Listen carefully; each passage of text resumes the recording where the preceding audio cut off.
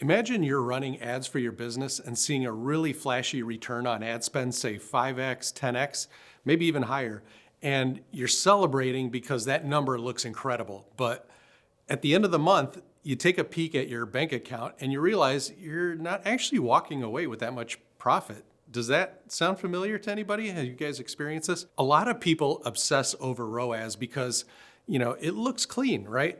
You take the revenue you got from your ad campaigns, divide it by how much you spent on those ads, and voila, you've got this magical ratio that makes it seem like your business is printing money.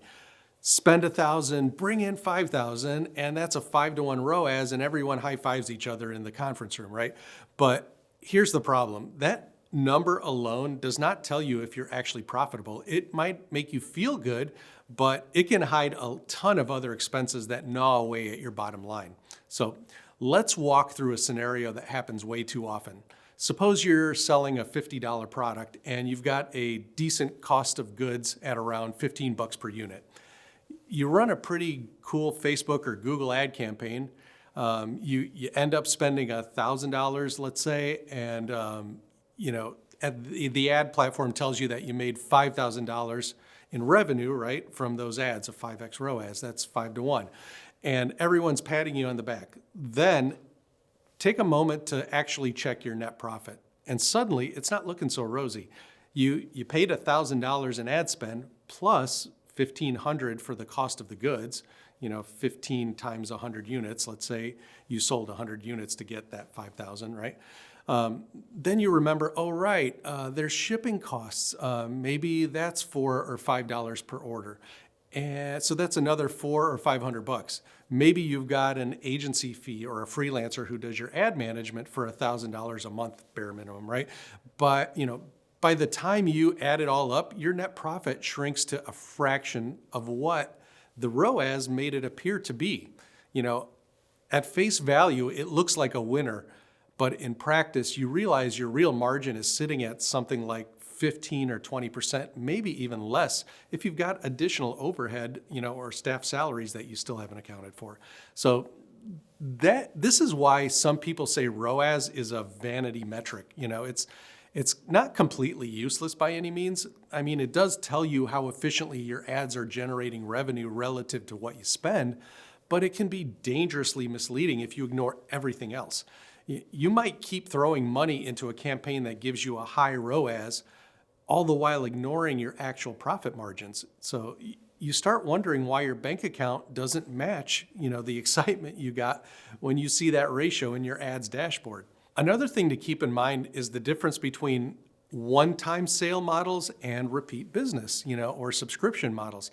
Let's say you have a subscription box for pet supplies. Your ROAS on the first purchase might look kind of weak. Maybe it's just 1.5 or 2x, because you're offering a big discount for the first box, or because you spent a lot on ads to get that customer in the door.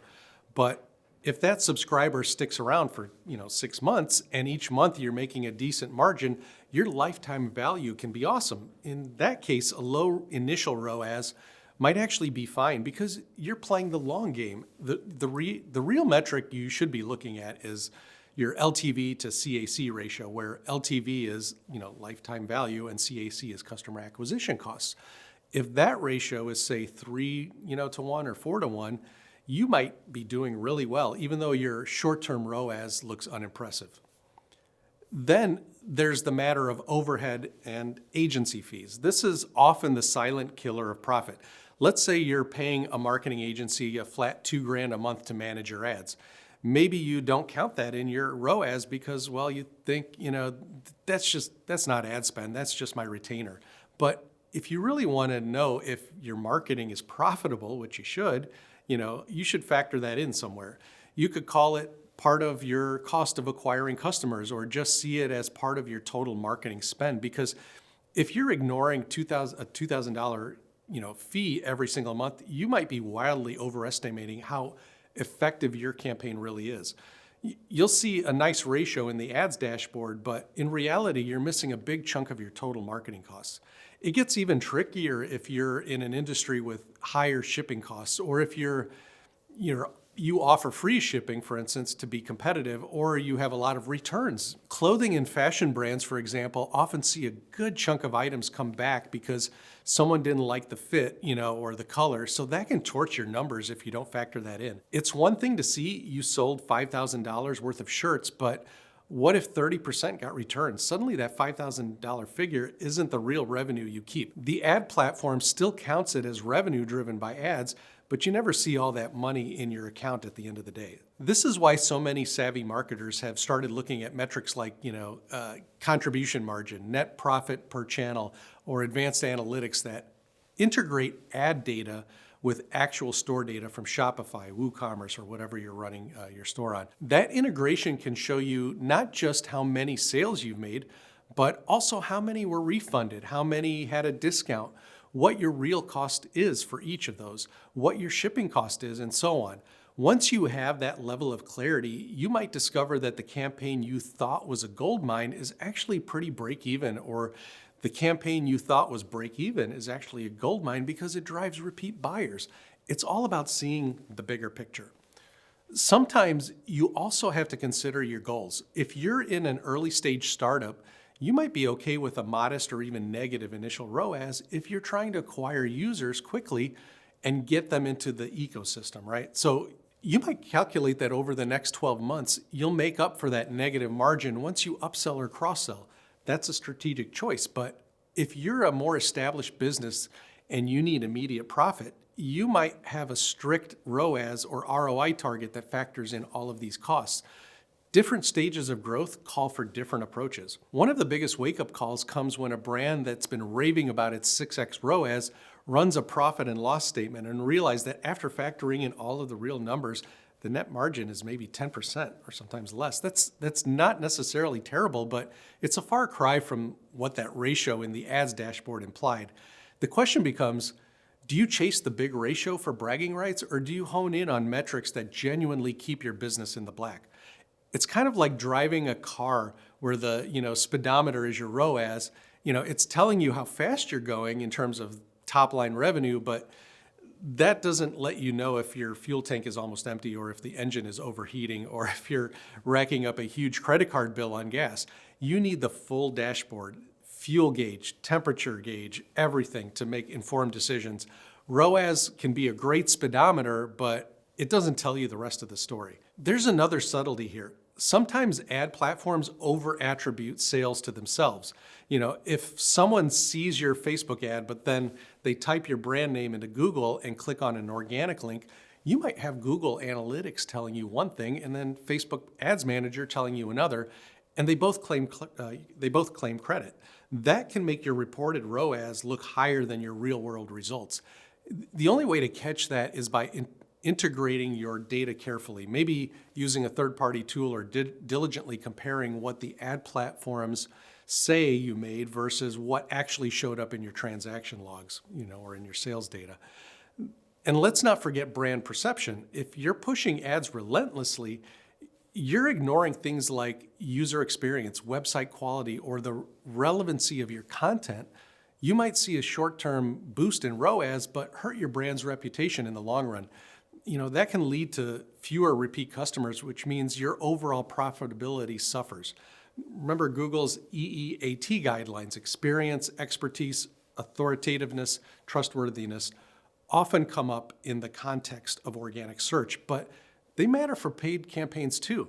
Because if people see a mismatch between, your ads and your site, or suspect something shady, they're not going to stay loyal customers. That erodes your potential lifetime value and can make that fancy ROAS worthless over time. So what's the solution? Well, a more holistic approach. Instead of focusing on ROAS in isolation, consider net profit after all marketing costs, or track your customer acquisition cost and compare it to your customer lifetime value if you're subscription-based or rely on repeat sales. You could also keep an eye on your payback period, how long it takes for the average new customer to generate enough revenue to cover their acquisition costs. Those kinds of metrics force you to think beyond the initial purchase and look at your overall health of your business. If you're consistently profitable when you include everything, COGS, shipping, returns, overhead, agency fees, you name it, then by all means, keep scaling. If you're not, no matter how high that ROAS number is, you're setting yourself up for a nasty surprise. A useful exercise might be to take the total revenue from your ads over a month, subtract out literally every possible cost you can think of and see what's left. That final figure is your true net profit from paid acquisition. If that number is strong and sustainable, then you're in a good position to invest more in ads. But if it's weak or negative, it's time to either optimize your costs, raise prices, or rework your funnel so that customers bring in more revenue over time. It might feel less sexy than bragging about a 7x ROAS, but it's a lot more honest, and your bank account will thank you in the long run. Maybe that's the key takeaway. You can't deposit ROAS into the bank, but you can deposit net profit. So the next time you're checking your ad dashboards and celebrating that big, ROAS number, just do a quick gut check. Ask yourself, am I actually making more money, or am I just generating revenue and ignoring expenses? If you've ever been burned by a misleading ROAS, you probably know that difference all too well. Anyway, hopefully this conversation clears up the confusion about why ROAS is popular and why it can sometimes lead you astray if you don't look at the full picture. It's not about bashing the metric entirely. It's about recognizing its limitations and making sure you also factor in the reality of your expenses and your business model. If you're willing to dive deeper and track real profitability, you're going to make way better decisions and end up with a stronger, healthier company. And that's really what matters at the end of the day, right? If any of this resonates, or you have your own war stories about chasing a big ROAS only to find out you weren't actually making any money, please drop me a comment and let me hear your story. And if you find this helpful, maybe give me a like or follow. It's always great to keep the conversation going with fellow business owners and marketers who are navigating the same challenges.